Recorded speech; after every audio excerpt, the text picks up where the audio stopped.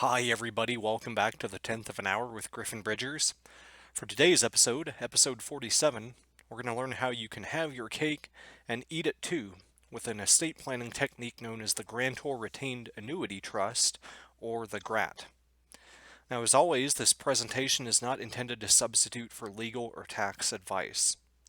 But we're going to see how you can gift away assets and retain an economic interest and subtract your economic interest from the value of the gift so that you make a very large transfer using very little gift tax exclusion.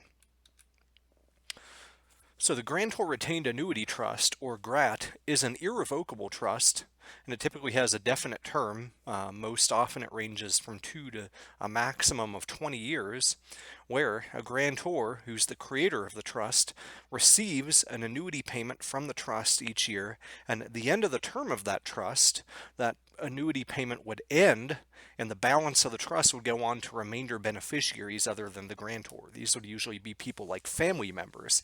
Now up front, as we're going to see, there's a smaller gift tax cost to creating the GRAT depending on the length of the term of the trust and the applicable interest rate at the time. So essentially what you get to do is figure out the present value of the grantor's retained annuity stream under actuarial principles using IRS tables and subtract that from the dollar value of what goes into the GRAT at initial funding, and that difference will be your gift. And then if the GRAT assets grow, the growth over a certain rate, called the 75/20 rate, will escape gift and estate tax. And then if the assets shrink in value, the grantor ends up no worse off than if the grantor had owned the assets directly. So we're going to look at a couple hypotheticals here. We're going to assume we have a grantor who's age 63 with a 25-year life expectancy, and the grantor wants to make a $1 million gift, and we're going to assume an average growth rate of 7% for the assets.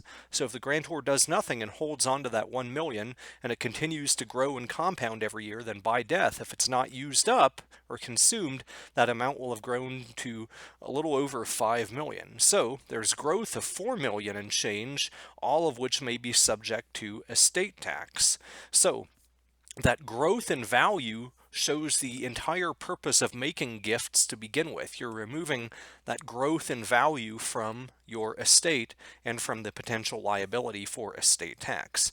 Now, if he makes a straight gift here, if the grantor gifts $1 million and uses up $1 million of his lifetime 11.58 million exclusion, then this potential $4 million has been removed from the grantor's gross estate. But the problem is, if the grantor needs these funds, the grantor is out of luck. And if the exclusion goes down, this is a heavy cost to have used up a lot of the exclusion.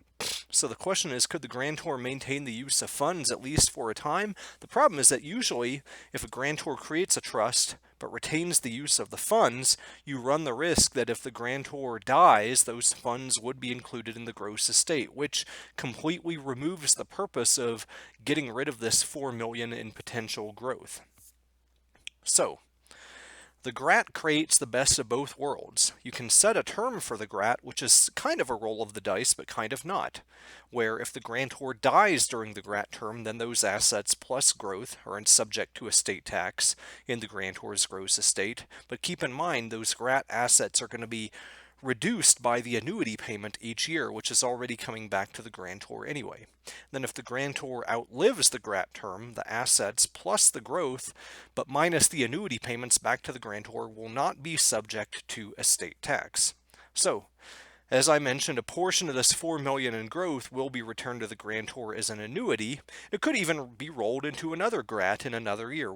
That's a discussion for another time, but we're going to assume here that the grantor instead puts $1 million into a GRAT and retains the right to receive a $100,000 annuity per year for 10 years.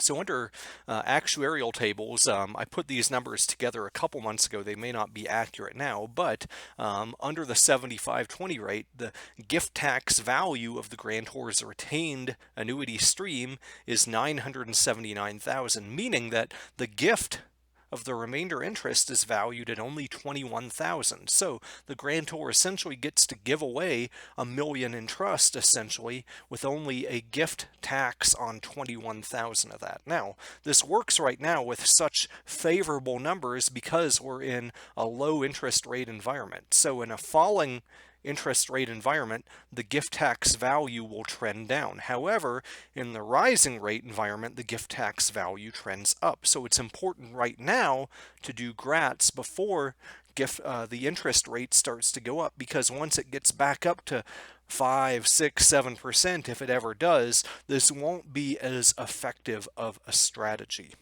Now, under our numbers here, after 10 years, approximately $585,000 will be left in the GRAT, assuming 7% interest growth.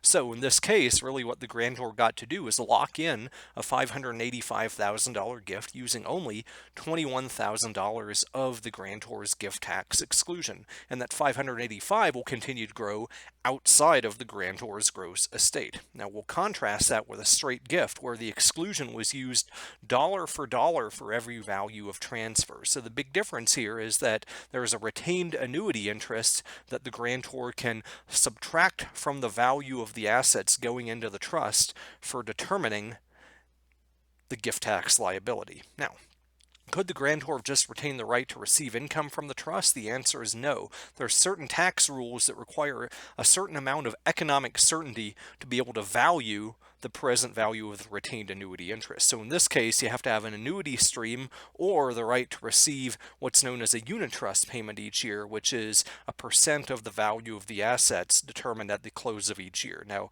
that latter one is known as a grantor retained unit trust, or a GRAT. Those aren't used quite as much, but it allows the grantor to participate in some market upside, because the negative here is that the annuity value is eroded by inflation. Now, if only income right was retained here, then the grantor wouldn't have been able to value that income right and subtract it from the value of the gift. So in this case, the grantor with just an income right would have been treated as gifting away $1 million of assets for gift tax purposes. That is the GRAT. It's a magical tool, and it can apply to anybody regardless of whether or not you think you'll have a state tax liability. As always, if you have questions or topic suggestions, please email me at griffin.bridgers@gmail.com. Thank you for listening to this episode of The 10th of an Hour, and I look forward to seeing you in the next one.